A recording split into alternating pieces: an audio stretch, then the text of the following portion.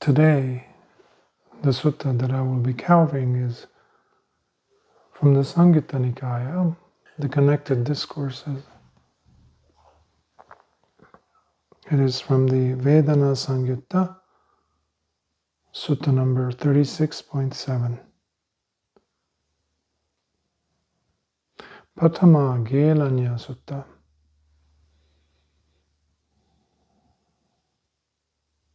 Paṭhama means the first, part 1. Gelañña means sick bay, the sick ward, infirmary, where the sick or ailing monks used to be. Every monastery, especially the large ones where Lord Buddha would reside, usually used to have a section where those monks who were getting sick or older or suffering from some type of a disease would go and rest, and other bhikkhus used to take care of them. When I say other, usually it was either Venerable Sariputta or Venerable Ananda, and Venerable Sariputta was like a mother.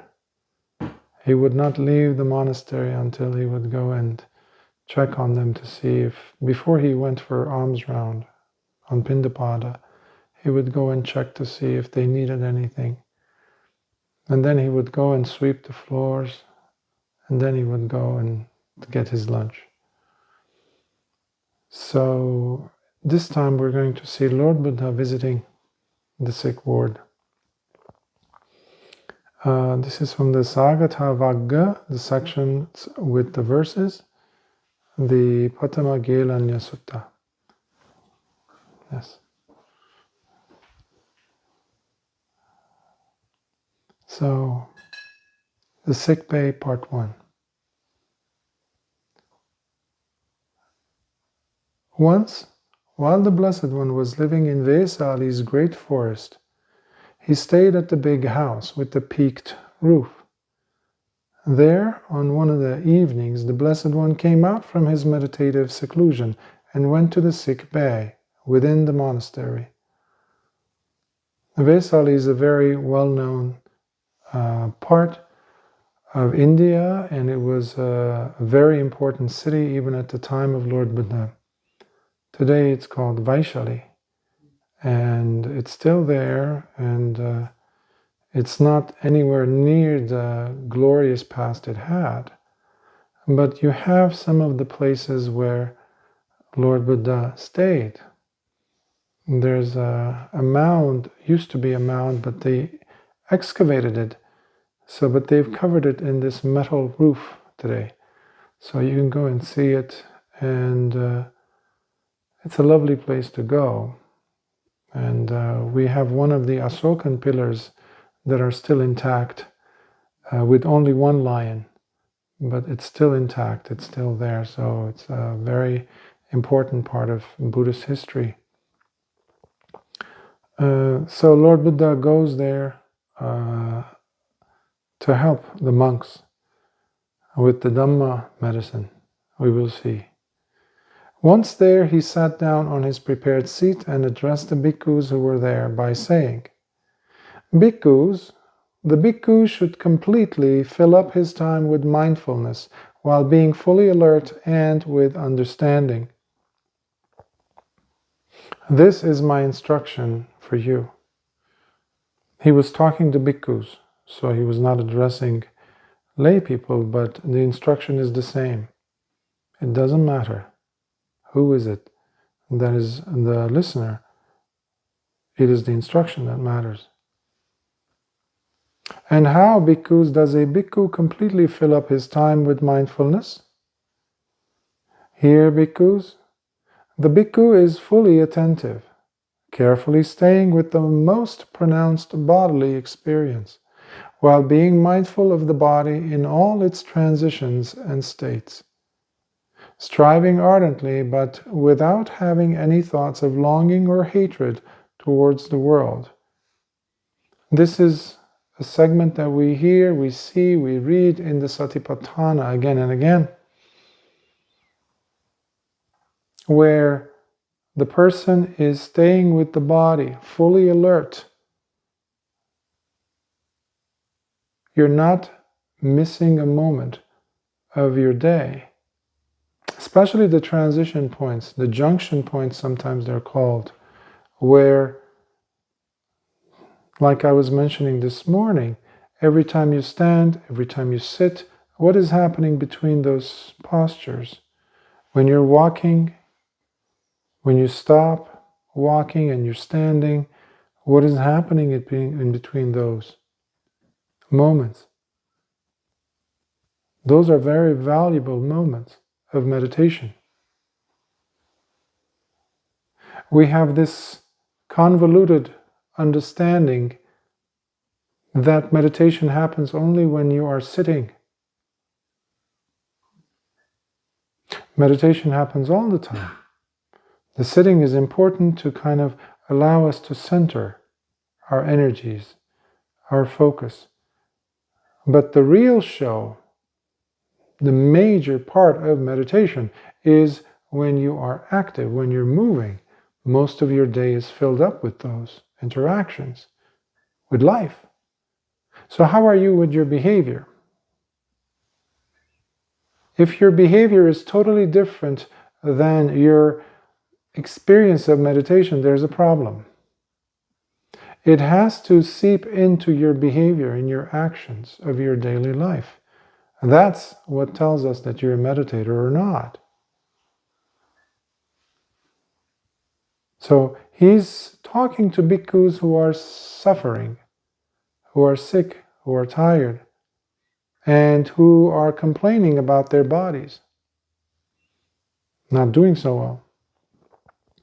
So these are the best candidates for practicing meditation, because the body is constantly reminding them that it is not okay.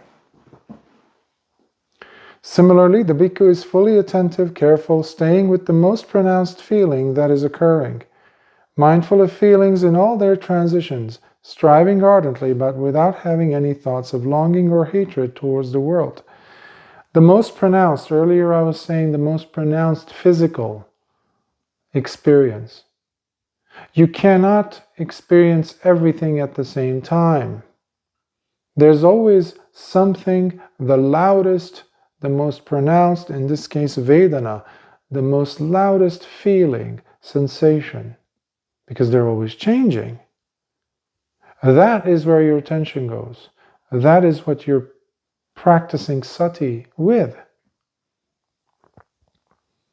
But remember that feeling will not stay as a feeling, it will change. How will you know?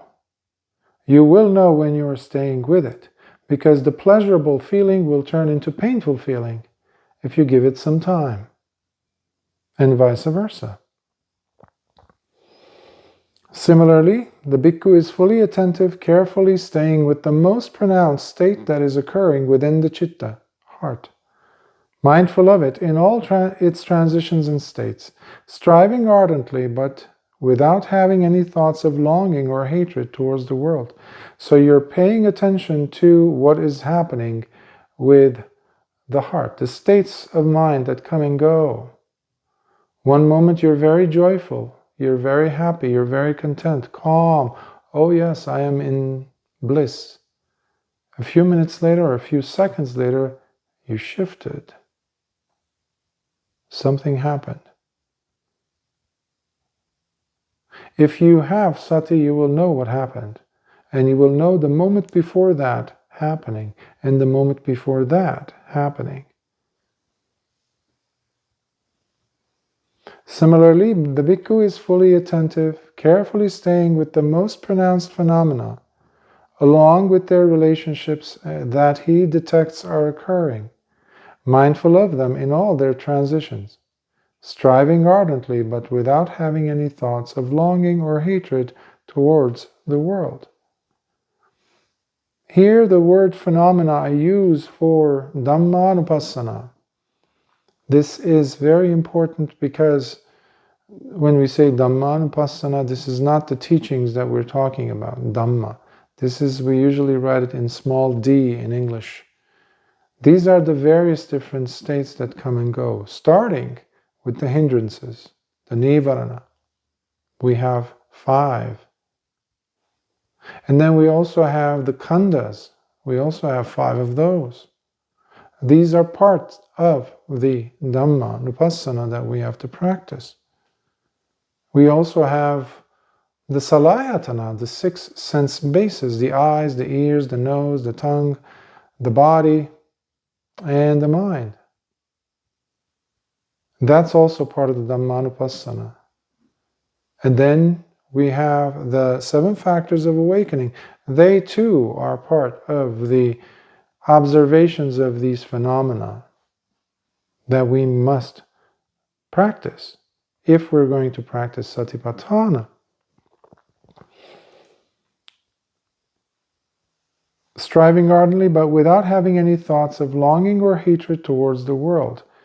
Thoughts of longing or hatred towards the world. Things will not go as you want them in life. If you ever lived on this planet, you know things don't go as you wish. We all like things to go the way we want, but they don't.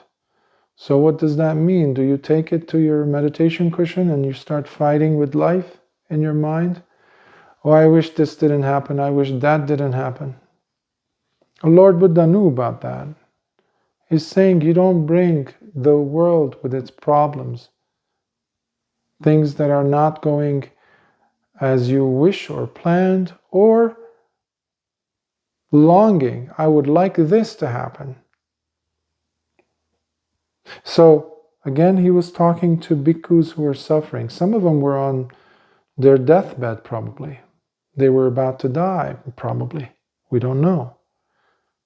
But they were there in the sick bay for a reason.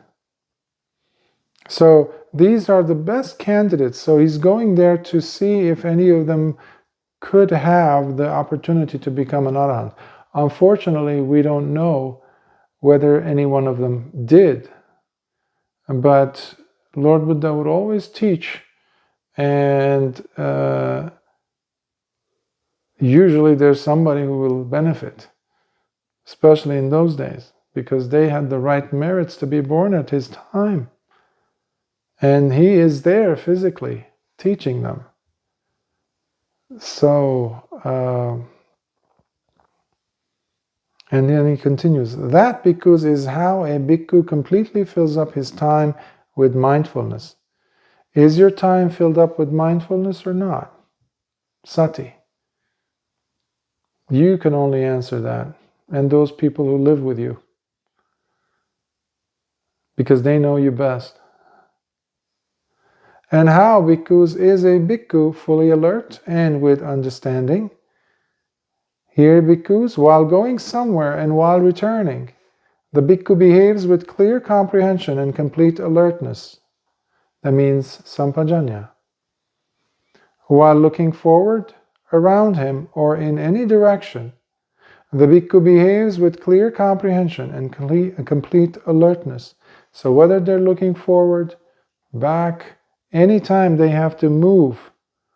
Earlier I was mentioning during lunch how every gesture counts. When you're quiet, you start noticing things. So you can tell when Lord Buddha is talking about sati and sampajanya, there is noble silence in the mind of that bhikkhu. Why? Because sati is with them every time they're turning their gaze. This is not an impossible state. Lord Buddha did not talk about impossibilities. None of the things he taught is about impossibilities. These are all achievable. While bending and stretching his body, the bhikkhu behaves with clear comprehension and complete alertness. While putting on and wearing his robes, his outer robe, and his alms bowl, the bhikkhu behaves with clear comprehension and complete alertness. While eating and drinking, chewing and tasting his food, the bhikkhu behaves with clear comprehension and complete alertness. So there's nothing left where he's like, yeah, now you can go ahead and let loose. You don't have to pay any attention. There is no such time. You can do that when you're dead. While urinating and defecating, the bhikkhu behaves with clear comprehension and complete alertness. While walking, standing, sitting, sleeping, waking up, and whether speaking or keeping silent, the bhikkhu behaves with clear comprehension and complete alertness. Therefore, a bhikkhu should completely fill up his time with mindfulness, while being fully alert and with understanding. This is my instruction for you. So he explained to them Satipatthana just now. And here we're going to go into the emphasis that he lays on the feelings or sensations and how we interpret them, and how by looking at them through the lens of anicca, you could actually see, pierce through, and develop insight. In fact, even become a noble disciple. Now, bhikkhus, when the bhikkhu lives while being fully attentive, carefully staying with his feelings, he closely observes whenever he experiences a pleasant or happy feeling, as he knows. This feeling I'm experiencing is a pleasant or a happy one. Such a feeling is dependent on various factors and is therefore conditioned. It is not independent.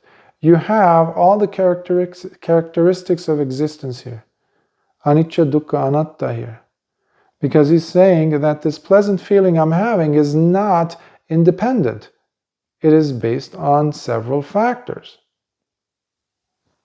And then he asks, but dependent on what exactly? It is dependent and conditioned by the presence of this very body, which, by the way, is impermanent itself, as it is also conditioned by other factors, and therefore also dependently present now in this state. So even this body, which I need in order for me to feel something as pleasurable, even this body, the substrate, the ground for this feeling, is dependent on various factors, such as gravity, such as my mom and dad, clothing, food, sleep. All these years that I've been living on this planet brought me to this point where I can actually experience this pleasurable feeling. So it's not just a pleasurable feeling in a vacuum.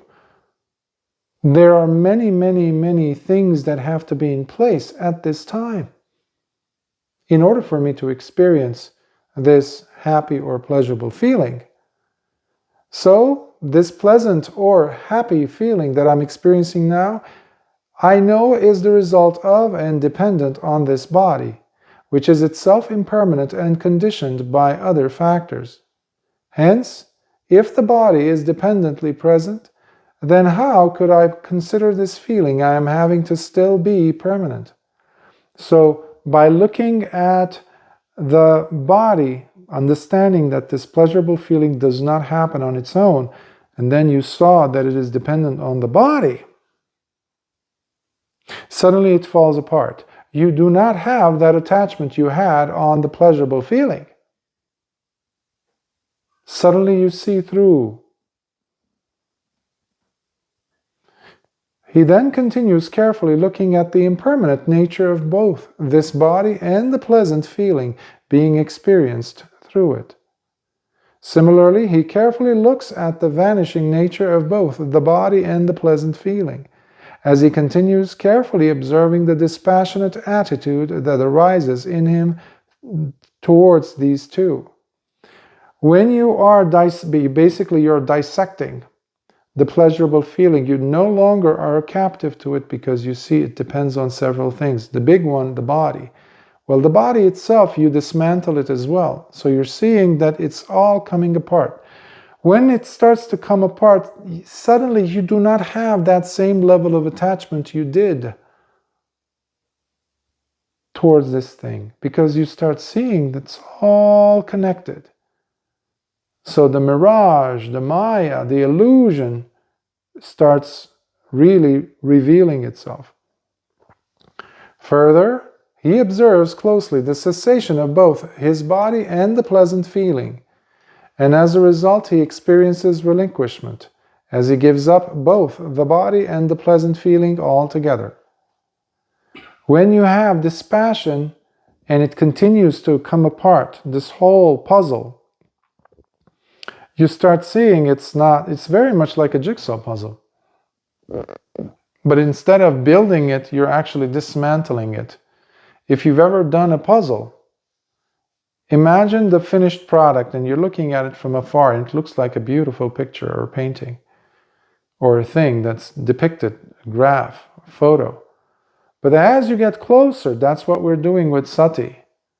When you're sitting to meditate, this is the practice. This is why we practice. We practice to understand. Understand what? That this whole thing is all set up. This is all a big movie, a big drama, a big show, a puppet show. So as you're getting closer, you started seeing that this photo is not a photo, it's made up of these little things. And then you get closer and closer, and then you see pleasure connected to body. Well, what is the body? All of it comes apart. Now you develop this, it starts fading away, this lust you had for this pleasurable thing. Whether it was youthfulness, whether it was physical beauty, something beautiful, and your attachment towards it starts to wane and fade away. And that's why we say, patinissagga, relinquishing, you give up. You no longer are captivated. It's like somebody turned on the light in the movie theater. And this movie that you were captivated by, now the light is on and it's like, oh, there's the walls. Yeah, I remember coming into the theater, to the cinema. I sat, I forgot that I'm just a viewer of this. So now the story, the movie, the acting doesn't mean anything to you.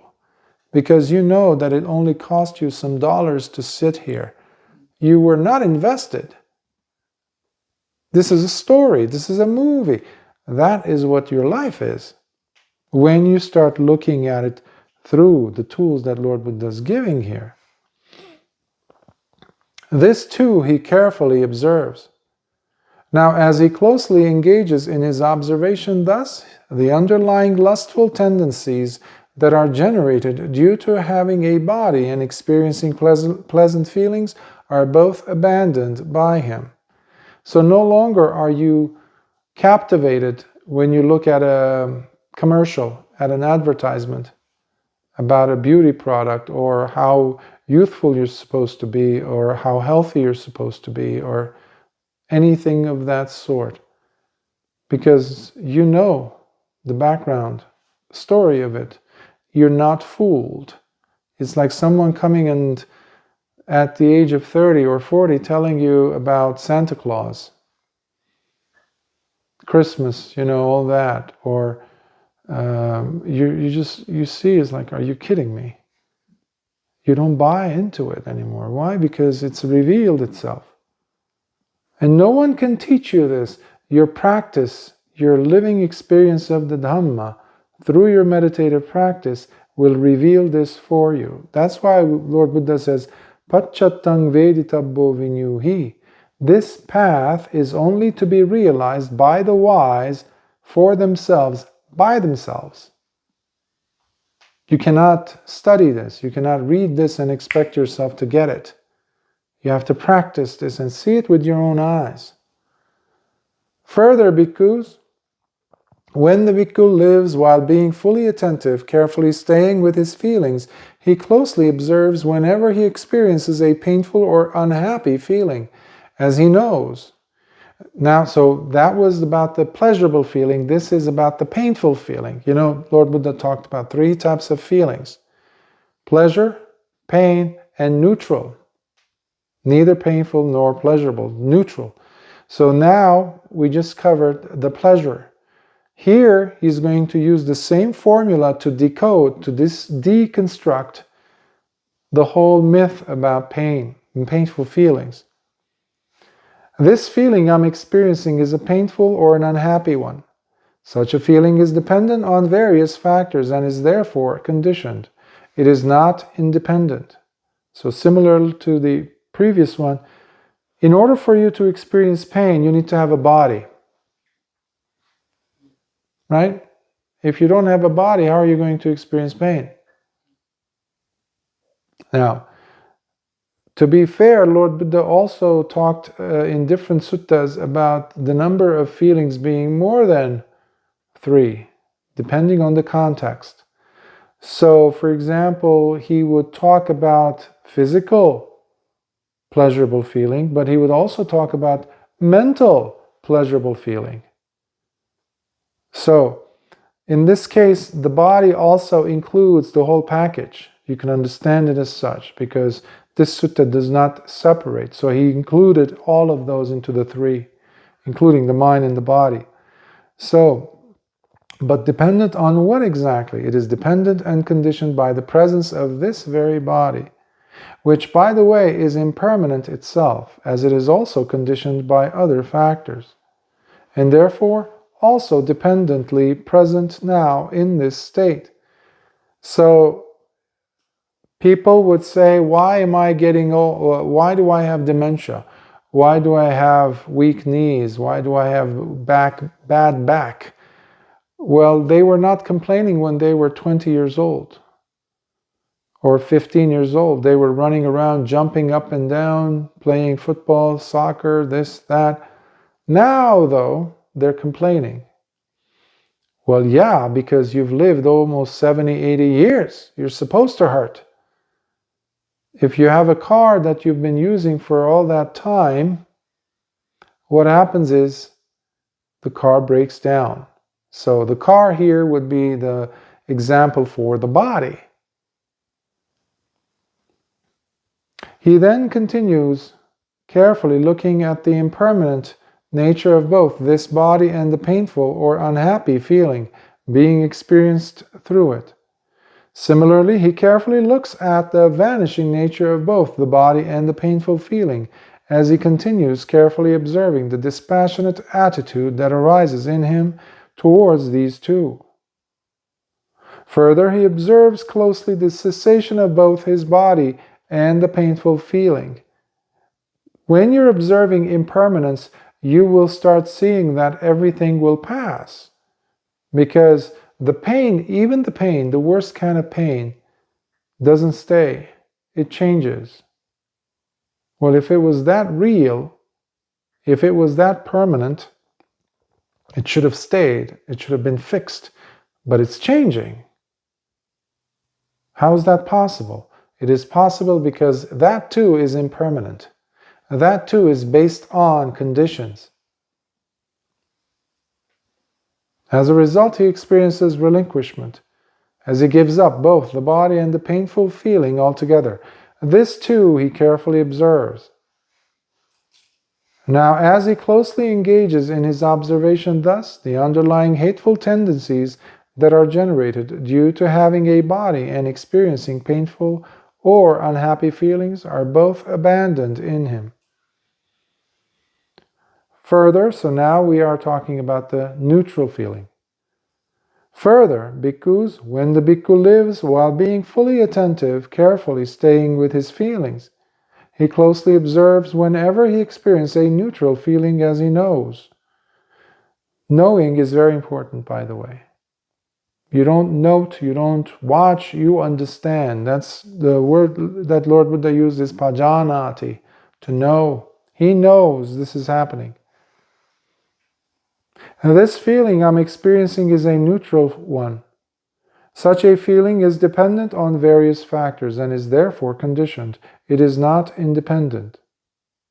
But dependent on what exactly? It is dependent and conditioned by the presence of this very body, which, by the way, is impermanent itself, as it is also conditioned by other factors, and therefore also dependently present now in this state.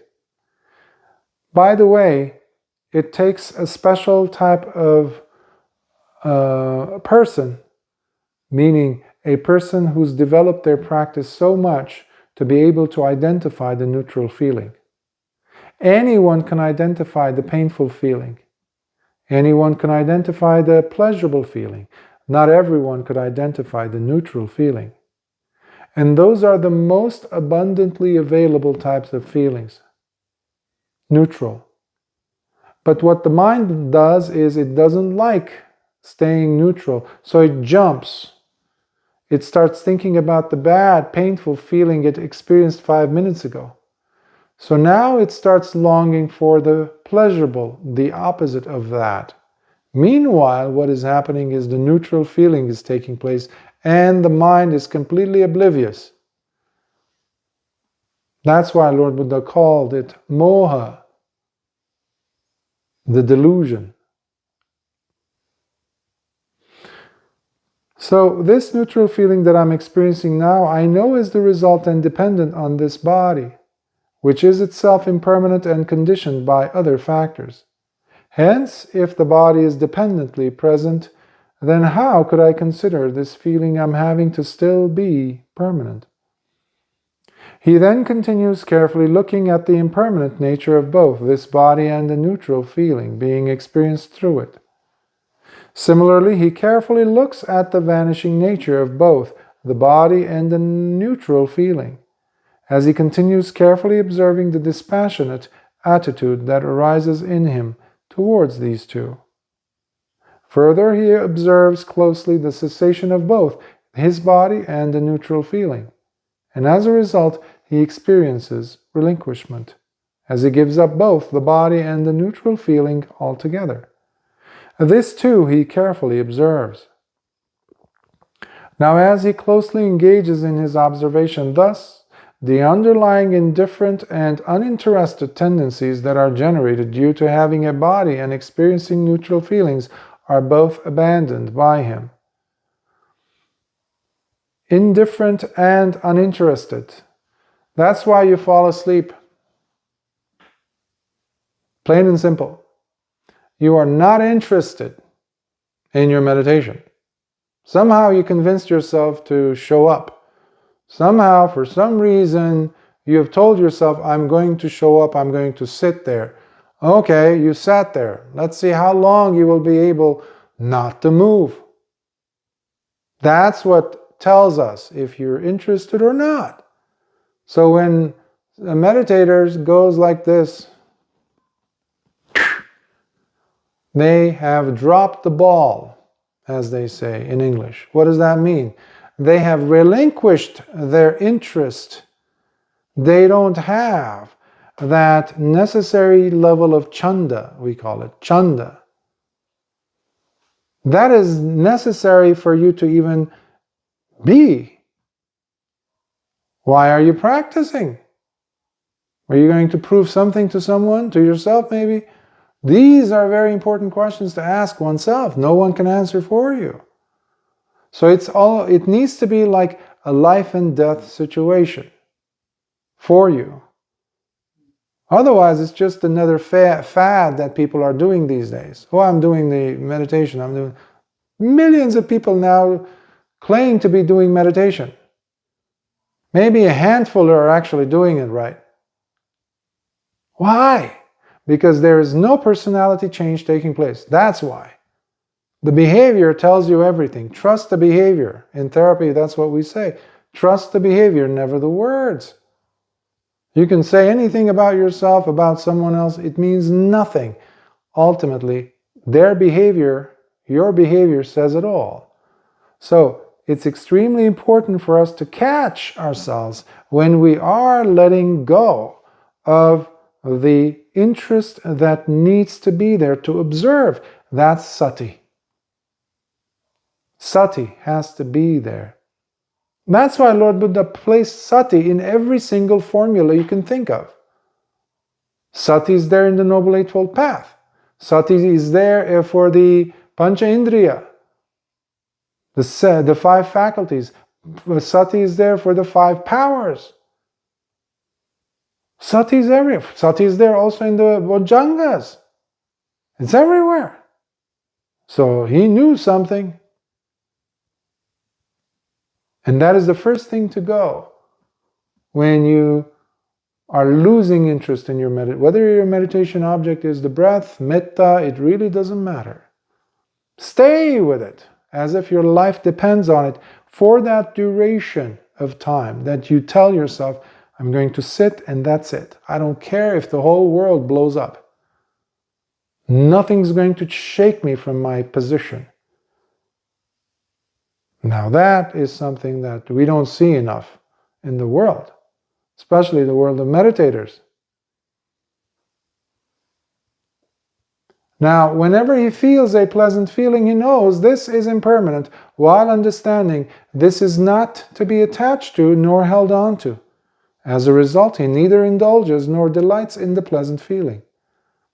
So if you could just recall that, saying, well, you know what, no matter how crazy I am about this pleasurable feeling, this too will pass. Really? Yeah. Okay, if it's going to pass, I don't need to hold on to it. All right? Similarly, whenever he feels a painful or an unhappy feeling, he knows this is impermanent. So now, even with the painful feeling, he says, it's okay, this too will pass, just like the other one passed, the good one passed. So if the good one passes, the painful one is also going to pass, so what's the big deal? I can relax a little bit here. Even if it's really excruciating headache, really excruciating physical pain, the neighbor's dog's barking and you're trying to go to sleep, painful. This too also will pass because it's based on conditions. Which means what? It's anicca. Okay, it's anicca. Let me breathe. Already it's going to get less and less because I am relinquishing my attachment to it.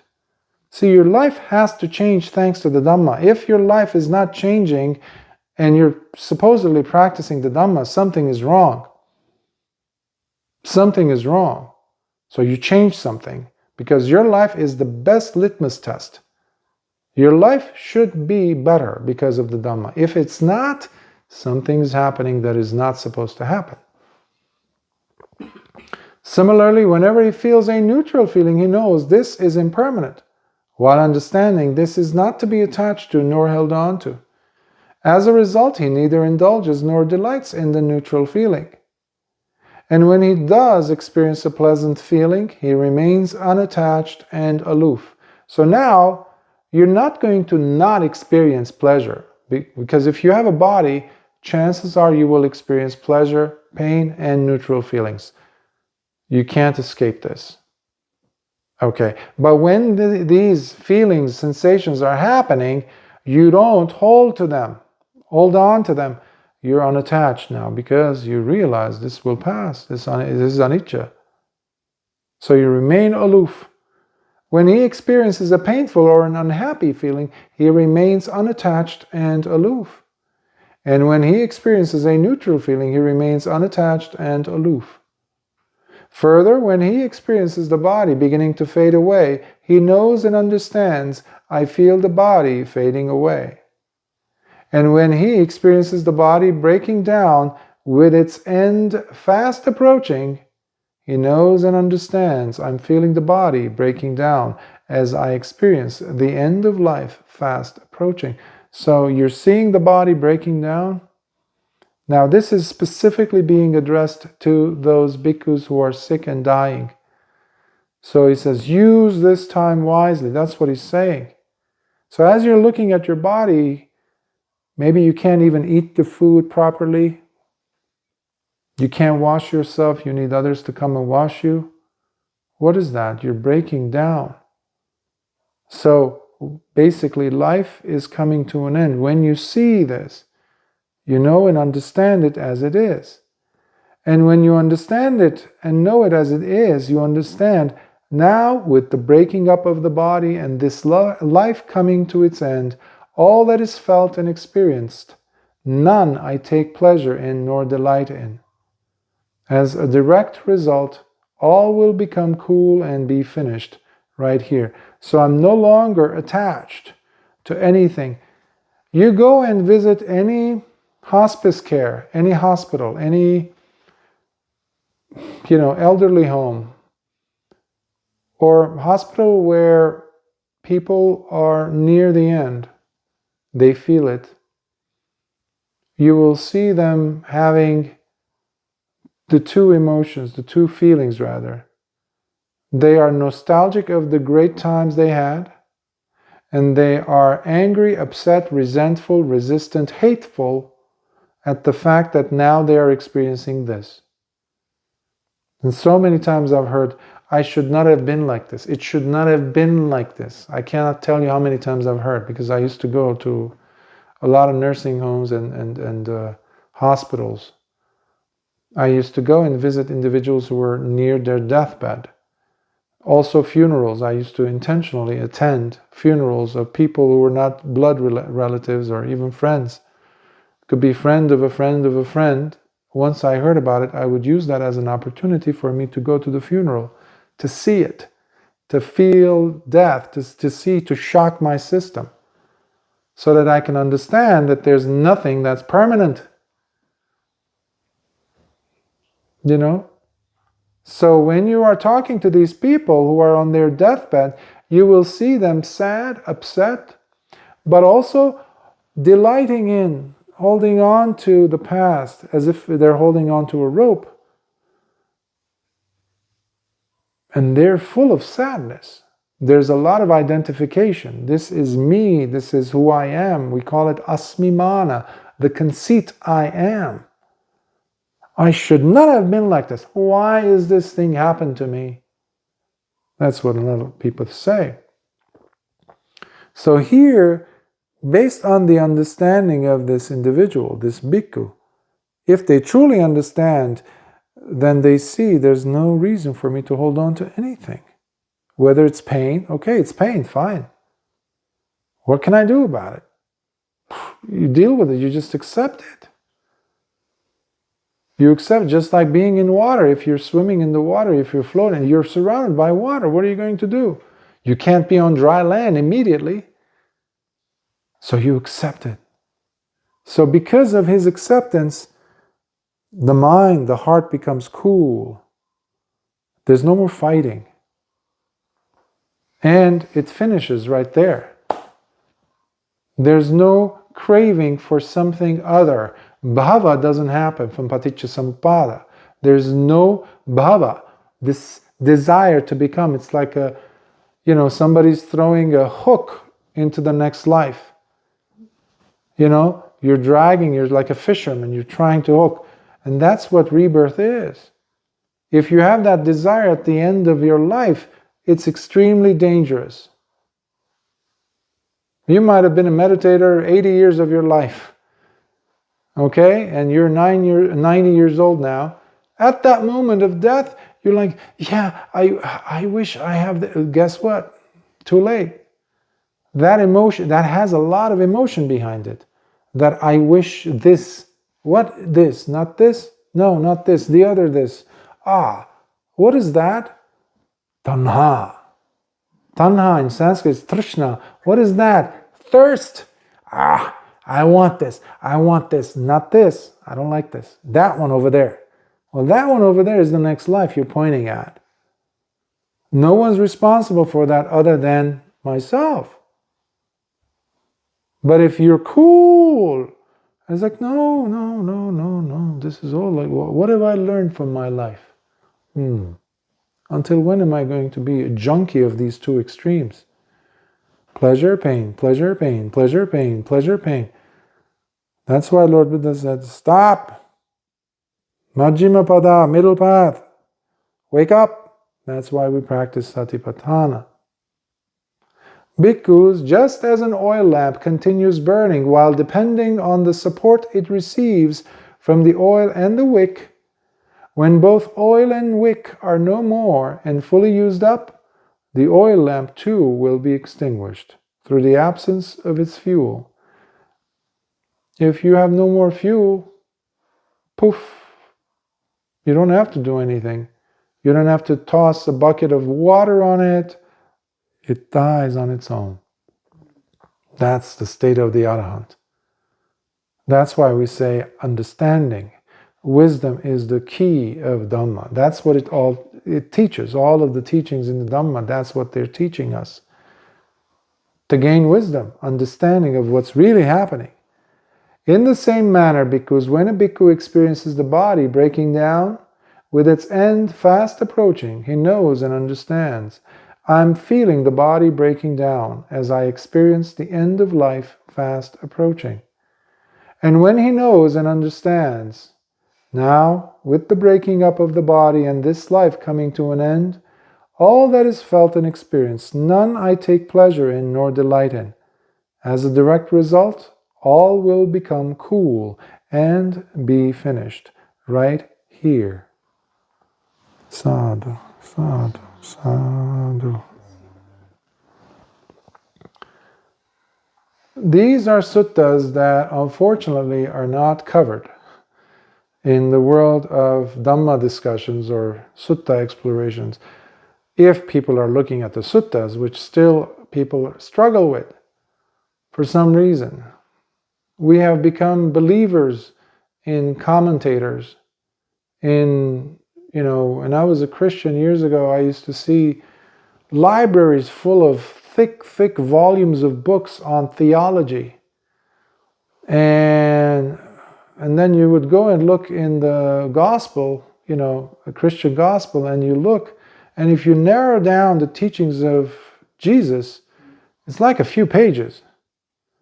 Like, how did these guys come up with all these libraries full of volumes of stuff on theology? Like, when did he say? Did they have a private interview with them? That we're not aware of, that they filled up this? No, people sat and came up with stuff. Pretty much about something that was presumed, about someone else saying it, and about this and about that. So it's all about. Commentators' job is just that. They hardly are practitioners. Unfortunately, many people still believe. And not just believe, that's, everyone can believe whatever they want, but ultimately, when we're talking about the Dhamma, what needs to happen is, in order for it to be Dhamma, you have to go to the source. The source is not the commentary. The source are the suttas and the Vinaya. Those two things, Lord Buddha said. References. There's a book in the book of the threes or the book of the fours in the Anguttara Nikāya, the numerical discourses. Lord Buddha talks about, if you're going to come up with a conclusion or understand a summary of the Dhamma or some principle that you come across, in order for you to understand whether it is Dhamma or it is not, you need to check and cross-check. In that sense, it's a reference. So he talks about several things, but the primary sources are the suttas and the Vinaya, which you find a lot of Dhamma there. And then you have to triangulate with your own experience of it and the wise people that might be still available. But your experience might be flawed. There's that. A lot of people are talking about their experiences and they validate. The only validation they have is the experience itself, and they toss out the suttas and the Vinaya, and they just use their experience and interpret everything based on that. That is not Dhamma. And that's why whatever today proclaims itself to be Dhamma is in fact adhamma, unfortunately. So I will stop here, and I think there's a question. Christianity has got lots of fiction. If you look at the Bible, the stories, there are lots of imaginary stories. But Christianity and Buddhism, there are some similarities, like morality, 10 Commandments, generosity, compassion. If you see there is suffering, then you should have more compassion. So I think the practice is missing, but Christianity's got few common some similarity as well. Well, I'm not going to talk about Christianity as such. I just gave that as an example because I had studied, as I was going to be a Christian monk. So, but just to kind of mention a few things about what you said, whether there are similarities. There are, but mostly there aren't. So you do find compassion, and you do find love here and there, but in the teachings of Jesus. But you don't find that necessarily in what is being demonstrated in the world of Christianity since Jesus. But as far as the commandments were not part of Christianity. They were part of the Old Testament, so Judaism, and but it was accepted by later, Christians, who were mostly Jewish to begin with, and also in time, centuries later, 6th, 7th century, Islam came and they adopted those principles of the commandments, that is. But there's, night and day. This is what many, unfortunately, notable Buddhist teachers, monks, unfortunately, in the past 20 years, have done the mistake of misrepresenting the teachings of Lord Buddha when they equated the Dhamma with other religions. This is a big no-no. You don't do that, because Lord Buddha says it clearly in the descriptions of, qualifiers of the Dhamma.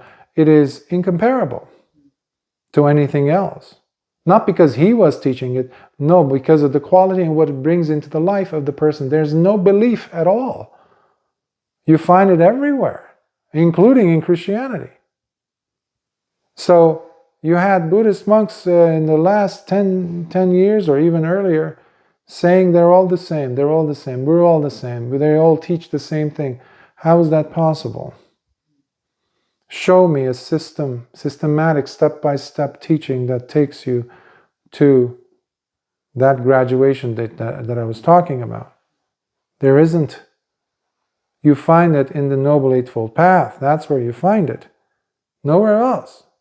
And anyone who has taken it from that, they might also have it, but they must have that quality, because it is a map. All my life I looked for it, I couldn't find it. As a Christian, I studied later on Hinduism, I studied Tantra, I studied even Sufism, Western philosophy, got into Western psychology, all atheism, all these things you go through and you're like looking, and then you come across the Dhamma. It's so beautiful. It's so elegant. It doesn't require you to believe in anything except for your own faith that possibly I could also attain what this other human being attained. If I follow step by step. Is there a step-by-step process, by the way? Yes, there is. Okay, give it to me. And once you have it, you follow it. You follow it. You don't waste time, because you don't know when you're going to croak and die. So there's got to be the level of urgency every day of your life increasing. Because every day you're alive, you're actually getting closer to death, You didn't outsmart death. You're getting closer to it. That's a guarantee. Okay. Well, how could you live it then? With urgency. Maximize on your life. Maximize on your legs. Make them count. Every time you walk, can you take sati with you? Be honest with yourself. Stop fooling yourself. But most of us are doing those things. But a moment of pure sati is a revealer of our hypocrisy towards ourselves.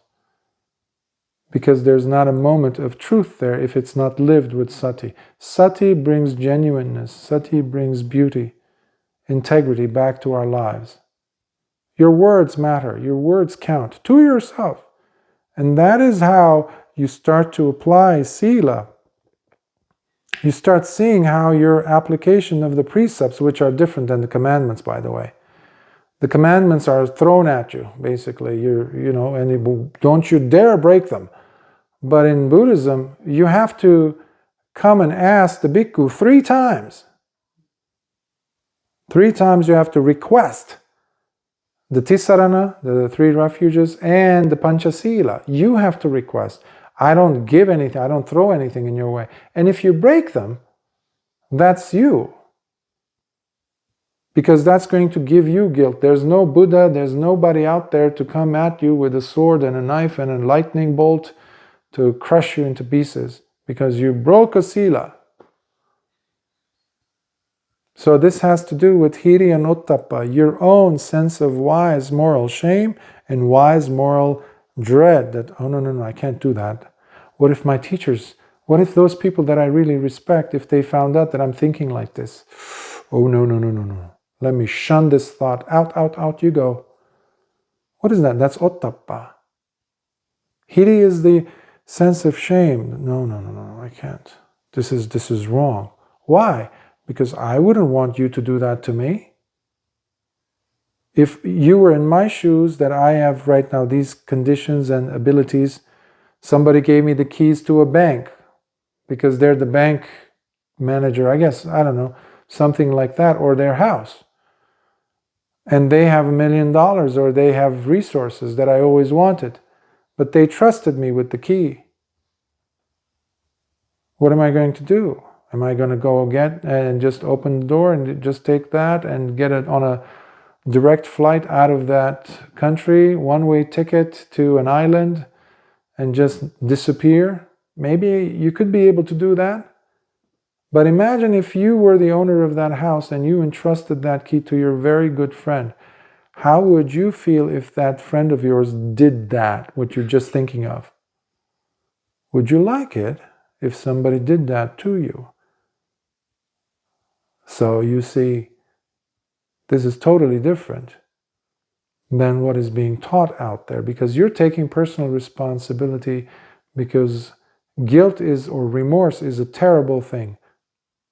Kukuccha, it's called in the Dhamma. And it's one of the poisons of your meditation practice. That's why whoever's not practicing proper sila will never grow in their meditation. I don't care how many years you've been practicing. If you don't have sila, your progress is zero. None. You might have followers for 60, 80 years, millions of people following you. You don't have sila? This is just a sham. So your practice has to show. It starts through sila, and then you see how your meditation goes deep.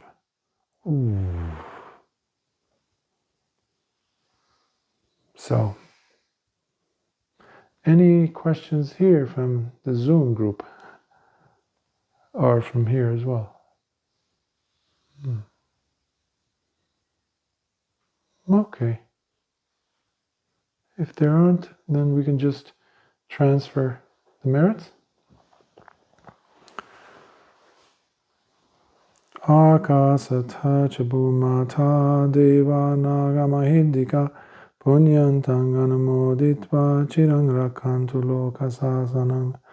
Akasatha chabhumata deva nagamahidika punyantang anamoditva chirang rakhantu desanam. Akasatha chabhumata deva nagamahidika punyantang anumoditva chirang rakhantu mam paranti.